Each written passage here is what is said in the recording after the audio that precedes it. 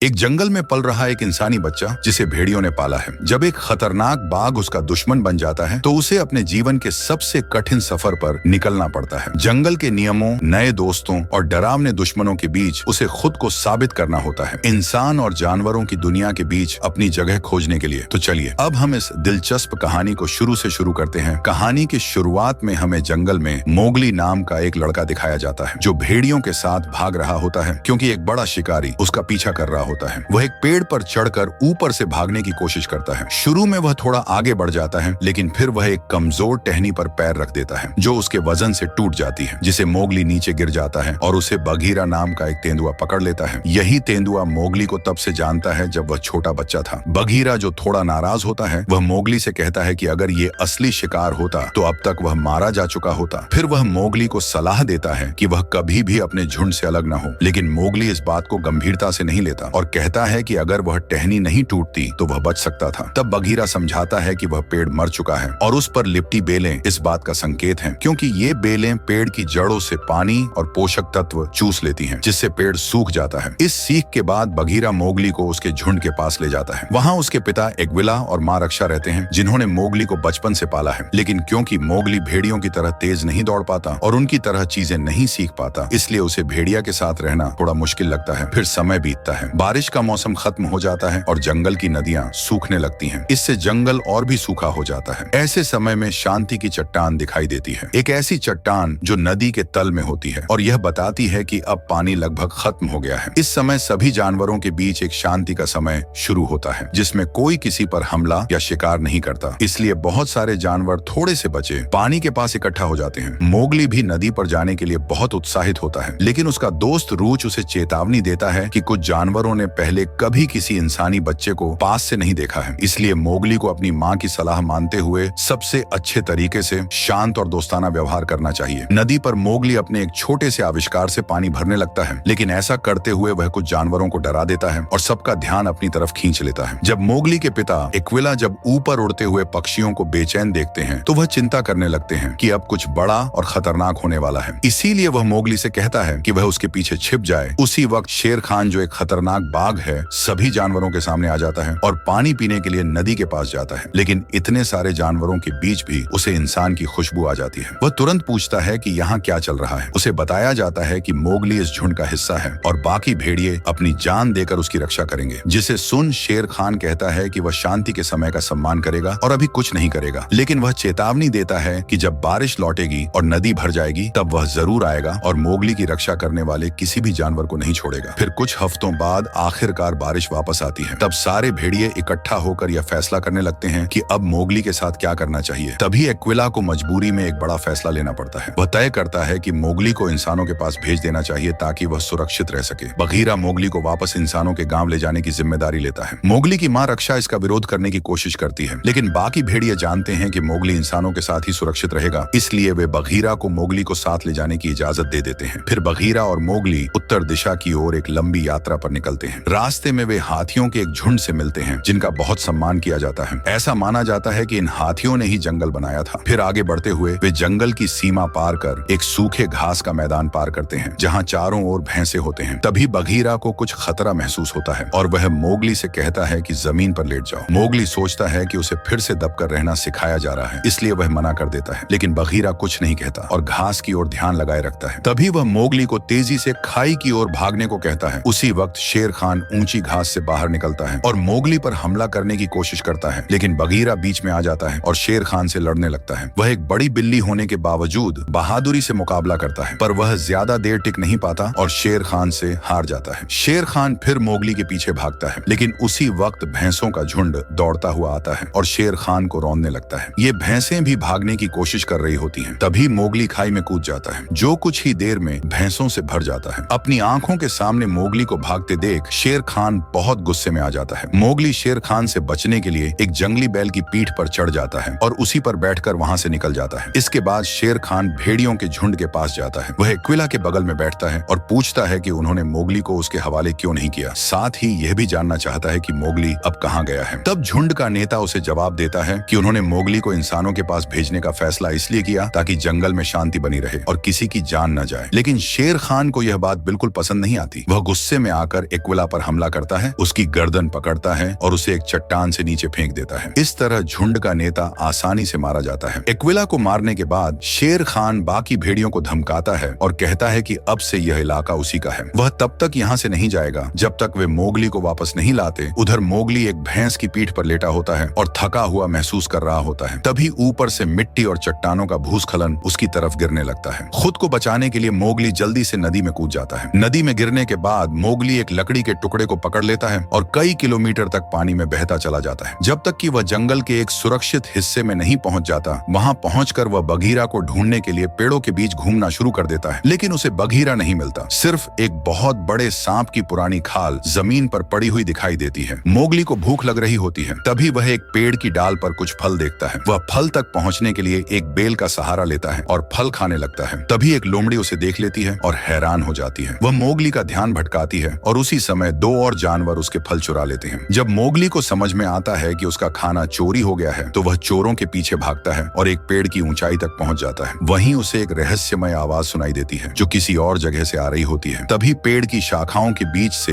एक विशालकाय सांप निकल आता है। सांप मोगली से कहता है कि वह उससे तब तक बात करेगा जब तक बघीरा वापस नहीं आता। वह धीरे धीरे मोगली से बातचीत करने लगता है और कहता है कि वह जानता है मोगली कौन है और कहां से आया है। फिर वह मोगली को अपनी आंखों से हिप्नोटाइज करने लगता है और उसे उस दिन की कहानी बताता है जब एक इंसान जंगल से गुजर रहा था। वह एक गुफा में रुक गया था क्योंकि वहां आग जल रही थी। आग की वजह से सारे जानवर उस इंसान से दूर रहे, लेकिन शेर खान नहीं डरा और गुफा के अंदर चला गया। वहां उसने उस इंसान पर हमला कर दिया, लेकिन हमले के दौरान आग की लपटों से शेर खान का आधा चेहरा जल गया। उसने इंसान को मार डाला और खुद को लगे जलने के जख्मों की देखभाल के लिए वहां से भाग गया। उस हंगामे में मोगली पीछे छूट गया था और बघीरा उसे उठाकर भेड़ियों के पास ले गया ताकि वे उसकी देखभाल कर सकें। तभी से मोगली जंगल में भेड़ियों के साथ रह रहा है। जंगल के सभी जानवर आग को लाल फूल कहते हैं और उससे बहुत डरते हैं, यहाँ तक कि शेर खान भी उससे डरता है। जब सांप कहानी खत्म करता है तब तक मोगली पूरी तरह से हिप्नोटाइज हो चुका होता है। उसे यह भी पता नहीं चलता कि सांप उसे खाने ही वाला है और अपना मुंह खोल चुका है। लेकिन ठीक आखिरी पल में एक भालू वहां पहुंचता है और सांप पर हमला कर देता है, जिससे मोगली बच जाता है। फिर अगली सुबह मोगली एक गुफा में जागता है जो उस भालू की होती है। भालू का नाम बालू होता है। वह दिन की शुरुआत मोगली से यह पूछकर करता है कि क्या वह चट्टान पर चढ़ सकता है। जब बालू को पता चलता है कि मोगली चढ़ाई कर सकता है तो वह उसे अपनी गुफा से बाहर ले जाता है और कहता है कि वह उससे मदद चाहता है। बालू एक पहाड़ की ऊंचाई पर लटके हुए शहद के छत्तों तक पहुंचने के लिए मोगली की मदद चाहता है, लेकिन वह जगह बहुत ऊंची होती है और वहां हजारों मधुमक्खियां छत्तों की रखवाली कर रही होती हैं, जिसे सुन मोगली डर के कारण मदद करने से इनकार कर देता है। तब बालू थोड़ा भावुक होकर कहता है कि सर्दियां आने वाली हैं और अगर वह बिना शहद खाए सर्दी की नींद में चला गया तो वह फिर शायद कभी जाग नहीं पाएगा। भालू की यह बात सुनकर मोगली को उस पर दया आ जाती है और वह मदद करने का फैसला करता है। वह पहाड़ के चारों ओर घूमकर एक पेड़ से बेल बांधता है और उसे पकड़कर नीचे चट्टान की तरफ उतरता है जहां शहद के छत्ते होते हैं। मोगली लकड़ी के टुकड़े से छत्तों को मारता है, जिससे मधुमक्खियां बहुत गुस्से में आ जाती हैं और उस पर हमला कर देती हैं। लेकिन डंक लगने और दर्द होने के बावजूद मोगली हार नहीं मानता और शहद के टुकड़ों को लात मारकर नीचे गिराता है। नीचे खड़ा भालू वो शहद खाकर बहुत खुश हो जाता है। इसके बाद मोगली मधुमक्खियों के डंक की शिकायत करता है और कहता है कि अब वह अपनी यात्रा जारी रखेगा, लेकिन बालू उससे सर्दियों के लिए और खाना इकट्ठा करने में मदद मांगता रहता है, जिसे सुन मोगली कहता है कि वह अब बघीरा की बात मानना चाहता है और उसकी सलाह के अनुसार इंसानों के गांव जाना चाहता है। वह भालू से साफ कह देता है कि अब वह उसकी मदद नहीं कर सकता क्योंकि उसे शेर खान के आने से पहले इंसानों के गांव पहुंचना है। यह सुनकर बालू को समझ में आ जाता है कि कोई शिकारी मोगली का पीछा कर रहा है। बाद में बालू फैसला करता है कि वह मोगली को उसकी मंजिल तक पहुंचाने में मदद करेगा। वह उसके साथ जंगल पार करेगा जब तक कि वे गांव के पास नहीं पहुंच जाते। रास्ते में वे दोनों बातें करते हैं कि इंसानों के साथ रहना कैसा होता होगा। तभी बालू मोगली को चिढ़ाते हुए कहता है कि उसने जो भी शहद के छत्तों के साथ किया वह सच में काबिले तारीफ था। तभी आखिर में बालू मोगली से कहता है कि उसे यह सोचने की जरूरत नहीं है कि वह इंसान है या भेड़िया। अगर वह बालू के साथ रहेगा तो वह जो चाहे बन सकता है, जैसा चाहे जी सकता है। बालू की यह बात सुनकर मोगली यकीन कर लेता है और जंगल में वापस लौटने का फैसला करता है। इसके बाद वह अपने दिन बालू की मदद करने में बिताने लगता है। उसे और शहद लाकर देता है, नए नए औजार बनाता है और रस्सी से उतरने की अपनी तकनीक को बेहतर बनाता है। वह पत्तों की सुरक्षा वाली पोशाक पहनकर एक एक करके छत्तों को काटता है। काम से थक जाने के बाद दोनों दोस्त मिलकर नदी में तैरने चले जाते हैं। वहीं तैरते समय मोगली पत्तों में हलचल देखता है और तुरंत भालू को सतर्क करता है, जिसे सुन भालू उस हलचल की तरफ गया और वहां मौजूद किसी को आवाज लगा लगाई कि वह बाहर आए। तभी बघीरा जंगल से बाहर आया और मोगली को उसकी यात्रा जारी रखने के लिए बुलाया, लेकिन मोगली ने कहा कि वह उसे अपनी नई बनाई चीज दिखाना चाहता है। फिर वह बघीरा को अपनी गुफा में ले गया, जहाँ उन्होंने बहुत सारा शहद जमा कर रखा था। ये देखकर बघीरा गुस्से में आ गया। उसने बालू पर आरोप लगाया कि वह मोगली को भावनात्मक रूप से मजबूर कर रहा है ताकि वह उसके लिए काम करता रहे और उसे बिना मेहनत के खाना मिलता रहे। बघीरा दोबारा मोगली से कहता है कि उसे गांव की ओर चलना चाहिए, लेकिन बालू मोगली को रात तक रुकने के लिए मना लेता है क्योंकि वह उसके साथ थोड़ा और समय बिताना चाहता है। फिर आधी रात को मोगली को अचानक हाथियों की आवाज सुनाई देती है। वह उठता है और बाहर जाकर देखता है कि गड्ढे के पास बहुत सारे जानवर जमा हैं और एक छोटा हाथी उसमें फंसा हुआ है। उसे बचाने के लिए मोगली तेजी से गुफा में वापस दौड़ता है और कुछ बेलें लेकर आता है। वह बेलों को छोटे हाथी के शरीर से बांध देता है और रस्सी का दूसरा सिरा बड़े हाथियों को पकड़ने के लिए दे देता है। इस तरह सभी मिलकर छोटे हाथी को बाहर निकालने में कामयाब हो जाते हैं। मोगली की इस मदद से वह अब धरती के सबसे बड़े जानवरों से भी दोस्ती कर लेता है। यह सब देखकर बघीरा और बालू बहुत हैरान हो जाते हैं कि मोगली अपने आविष्कारों से क्या क्या कर सकता है। फिर भी बघीरा अपने फैसले पर अड़ा रहता है कि मोगली को इंसानों के गांव ले जाना जरूरी है। वह बताता है कि मोगली के पीछे शेर खान पड़ा हुआ है। यह सुनकर बालू को आखिरकार समझ में आता है कि मोगली इतना परेशान क्यों है। फिर भी बालू कहता है कि शायद एक्विला शेर खान से मोगली की रक्षा कर सकता है। तब बघीरा दुख के साथ बताता है कि एक्विला को पहले ही शेर खान ने मार दिया है, जिसे सुन भालू को अब यकीन हो जाता है कि मोगली के लिए सबसे सुरक्षित जगह इंसानों का गांव ही है। वह जानता है कि मोगली हर दिन खतरों का सामना कर रहा है, इसलिए वह मोगली के पास जाता है और कहता है कि अब उन्हें अलग होना होगा। वह मोगली को इंसानों के गांव जाने की सलाह देता है, लेकिन मोगली दुखी होकर कहता है कि वह भालू के साथ रहना चाहता है और उसे अपना सबसे अच्छा दोस्त मानता है। ये सुनकर भालू को मोगली से झूठ बोलना पड़ता है। वह कहता है, मैं तुझे पसंद नहीं करता, मैं तो तुम्हारा सिर्फ शहद के लिए इस्तेमाल कर रहा था, अब मुझे तुम्हारी जरूरत नहीं है। यह सुनकर मोगली बहुत दुखी हो जाता है और एक पेड़ की ऊंचाई पर जाकर बैठ जाता है। वह वहां अकेला और परेशान होता है। तभी उसे एक छोटा सफेद बंदर मिलता है जो बीप जैसी आवाज करता है। उस आवाज को सुनकर कई और बंदर वहां आ जाते हैं। वे मोगली को हाथों से पकड़ते हैं और एक पेड़ से दूसरे पेड़ तक फेंकते हुए उसे ले जाते हैं। मोगली चीखता है और उसकी आवाज सुनकर भालू और बघीरा तेजी से बंदरों का पीछा करते हैं। वे तब तक दौड़ते हैं जब तक कि एक बहुत ही ऊंची और खड़ी पहाड़ी के नीचे नहीं पहुंच जाते। भालू पहली बार चट्टानों पर चढ़ने की कोशिश करता है, जबकि बघीरा और वह मिलकर ऊपर चढ़ने का रास्ता बनाने लगते हैं। इसी दौरान बंदर मोगली को एक पुराने और उजड़े हुए मंदिर में ले जाते हैं। मंदिर में फल और कुछ इंसानों का कबाड़ बिखरा होता है। ये सब मोगली को बहुत अजीब लगता है और वह इधर उधर देखने लगता है। तभी एक बड़ी परछाई में छिपे एक विशाल बंदर का हाथ मोगली की तरफ बढ़ता है। वह खुद को राजा लुई कहकर परिचय देता है और मोगली से कहता है कि वह उसे शेर खान और जंगल के बाकी खतरों से बचा सकता है, लेकिन इसके बदले में राजा लुई मोगली से एक चीज चाहता है। वह पूछता है कि इंसान लाल फूल यानी आग को कैसे चलाते हैं और उस पर कैसे काबू पाते हैं, जिसे सुन मोगली राजा लुई से कहता है कि उसे आग जलाना नहीं आता और वह यहाँ से जाना चाहता है। लेकिन बंदरों का राजा जोर देता है कि मोगली कुछ छुपा रहा है और कहता है कि अगर उसे इंसानों जैसा बनना है तो उसे लाल फूल चाहिए। डरा हुआ मोगली कहता है कि वह कोई सौदा नहीं करना चाहता और फिर से वहां से जाने की बात करता है। यह सुनकर राजा बहुत गुस्सा हो जाता है। इसी समय बालू मंदिर में आ जाता है और राजा लुई का ध्यान भटकाने की कोशिश करता है ताकि बघीरा मोगली को चुपचाप बाहर ले जा सके। लेकिन जैसे ही वे जाने लगते हैं, एक बंदर उन्हें देख लेता है और राजा लुई को बता देता है कि मोगली भाग रहा है। फिर सैकड़ों बंदरों के साथ मंदिर के बाहर एक बड़ा पीछा शुरू होता है। भालू और बघीरा मोगली को आगे भागने के लिए कहते हैं और खुद लड़ाई करने के लिए रुक जाते हैं, लेकिन राजा लुई मोगली को भागने नहीं देता और उसके पीछे लग जाता है। जब कोई रास्ता न बचने पर मोगली उससे कहता है कि उसे अकेला छोड़ दे और बताता है कि वह वापस झुंड में जाएगा जहां वह एक्विला की सुरक्षा में रहेगा। यह सुनकर राजा लुई मोगली को समझाता है कि एक्विला मर चुका है, यानी भेड़ियों की हार हो चुकी है, जिसे सुन मोगली को भरोसा नहीं होता और वह मंदिर की सीढ़ियों की ओर दौड़ता है, जिसे देख राजा लुई उसका पीछा करता है। लेकिन उसका शरीर बहुत बड़ा होता है और वह गलती से मंदिर को सहारा देने वाले खंभे तोड़ देता है। इससे पूरी इमारत गिरने लगती है। मोगली किसी तरह कूदकर बाहर निकल आता है, लेकिन उसे नहीं पता होता कि अंदर क्या हुआ। बघीरा और बालू मंदिर गिरते हुए देखते हैं और तेजी से मोगली को ढूंढने दौड़ते हैं। उन्हें मोगली एक पेड़ की सबसे ऊंची शाखा पर सही सलामत मिलता है। दोनों उसकी तरफ आगे बढ़ते हैं। तभी मोगली ने पूछा, क्या ये सच है कि एक कीला मारा गया है? बघीरा ने हाँ कहा, जिससे मोगली बहुत गुस्सा हो गया और उसने इंसानों के गांव जाने का फैसला कर लिया। वह चुपचाप गांव में घुसा और आग लेने के लिए अलाव के पास गया, लेकिन जैसे ही उसने आग को देखा वह डर गया। इसीलिए उसने सिर्फ एक जलती हुई मशाल उठाई और रात में जंगल की ओर भाग गया। बालू और बघीरा उसके पैरों के निशान खोजते हैं, लेकिन रास्ते में मोगली कुछ जलते हुए अंगारे गिरा देता है, जिससे जंगल में आग लग जाती है। जाती है और उसे पता भी नहीं चलता। वह भागते भागते नदी के किनारे पहुंचता है जहां जंगल के सभी जानवर इकट्ठा होते हैं। वहीं मोगली शेर खान को लड़ने के लिए चुनौती देता है। वह कहता है, अब कोई तुमसे नहीं डरेगा। लेकिन शेर खान जवाब देता है कि जानवर अब मुझसे नहीं बल्कि तेरे हाथ की आग से डरते हैं। वह मोगली से कहता है कि आग ही इंसान की असली ताकत है, लेकिन मोगली उसे गलत साबित करना चाहता है। इसलिए वह मशाल को नदी में फेंक देता है, जिसे देख शेर खान हंसता है और कहता है कि ये बहुत बेवकूफी थी और अब वह मोगली पर हमला करने के लिए बढ़ता है। बाकी जानवर मोगली को बचाने के लिए लड़ाई में कूद पड़ते हैं, लेकिन शेर खान को किसी से डर नहीं लगता। वह मोगली पर झपटता है, लेकिन बालू बीच में आ जाता है और बाघ से लड़ता है। हालांकि लड़ाई बराबरी की होती है, फिर भी बालू शेर खान जैसा अच्छा शिकारी नहीं होता और वह थक कर गिर जाता है। अब भेड़िए लड़ाई को संभालते हैं और अपनी ताकत दिखाते हैं। मोगली शेर खान की तरफ बढ़ता है, लेकिन तभी बघीरा उसे रोक लेता है और कुछ कहता है, तुम्हें इंसान की तरह लड़ना होगा, जानवर की तरह नहीं। वह मोगली को समझाता है कि उसे सीधी लड़ाई नहीं करनी चाहिए, बल्कि इलाके का फायदा उठाना चाहिए और चालाकी से लड़ना चाहिए। फिर वह मोगली को लड़ाई से दूर रहने के लिए कहता है। शेर खान मोगली को भागते हुए देख लेता है तो वह भेड़ियों को मोगली के पीछे भेज देता है और खुद भी उसके पीछे भागता है। इससे बघीरा को जल्दी से उसका पीछा करना पड़ता है। वह शेर खान को पकड़ लेता है और फिर दोनों के बीच भयानक लड़ाई शुरू हो जाती है। बघीरा नीचे से होते हुए भी कई बार शेर खान पर वार करता है और उसे कई जगह घायल करता है, लेकिन फिर भी शेर खान भारी पड़ता है और बघीरा को गिरा देता है। तभी भेड़िए आकर बघीरा को बचा लेते हैं। उधर बाकी सब जानवर भी लड़ाई में लगे रहते हैं। उधर मोगली उस जंगल वाले हिस्से में पहुंचता है जहां आग लगी होती है। वह एक पेड़ को बेलों से ढका हुआ देखता है। उसे बघीरा की बात याद आती है कि उसे इंसान की तरह सोचकर लड़ना है। वह सूखी शाखाओं का इस्तेमाल करने का फैसला करता है ताकि शेर खान को हराया जा सके। वह दो पत्थरों को आपस में मारता है जब तक कि एक नुकीला टुकड़ा नहीं बन जाता। फिर वह पेड़ पर चढ़कर बेलों को काटता है और उन्हें अपने कंधों के चारों ओर लपेट लेता है। उधर शेर खान दोबारा भेड़ियों को हरा देता है और अब मोगली के पीछे अकेले पेड़ पर चढ़ जाता है। मोगली बाघ को कमजोर शाखाओं की तरफ ले जाता है ताकि वह नीचे गिर जाए, लेकिन बाघ चालाक होता है और नीचे एक मजबूत शाखा पर चढ़ जाता है। यह देखकर मोगली समझ जाता है कि अब उसे और ऊपर चढ़ना होगा, इसलिए वह पेड़ के सबसे ऊंचे हिस्से पर चढ़ने लगता है और एक डाली से बेल बांधकर एक झूले जैसा बनाता है जो नीचे की तरफ लटकता है, जिसे देख शेर खान खून की प्यास में ऊपर चढ़ता जाता है और मोगली के पास पहुंच जाता है, जो अब एक सड़ी हुई शाखा पर फंसा हुआ होता है। बाघ को एहसास होता है कि शाखा कमजोर है तो वह रुक जाता है और मोगली को समझाने की कोशिश करता है। वह एक विला का नाम लेकर भावुक बातें करता है और कहता है कि मोगली उसकी तरफ मुड़ आए। जब शेर खान को लगता है कि उसने मोगली को रोक लिया है, वह उसकी ओर छलांग लगाता है, लेकिन मोगली तेजी से झूले पर कूद जाता है और बच निकलता है। पेड़ पहले से ही कमजोर होता है, इसलिए शेर खान के वजन से शाखा टूट जाती है और बाघ 10 मीटर से ज्यादा ऊंचाई से सीधे जलती आग में गिर जाता है, जिसे देख मोगली चैन की सांस लेता है। फिर बेल के सहारे नीचे उतरता है और उसी हाथियों के झुंड से मिलता है जिनकी उसने रात में मदद की थी। अब वह उसका एहसान चुकाते हैं। जानवर सूखे पेड़ों को तोड़ते हैं और उनकी लकड़ी से नदी में एक छोटा बांध बनाते हैं। इससे पानी का रास्ता बदल जाता है और जंगल में लगी आग बुझ जाती है। अब सभी जानवर सुरक्षित और ठीक हैं। मोगली भी जंगल में वापस रह सकता है, लेकिन इस बार वह कोई साधारण इंसानी बच्चा नहीं है। अब वह झुंड का एक सच्चा और सम्मानित सदस्य बन चुका है। तो आपको यह फिल्म कैसी लगी, नीचे कमेंट में बताइए।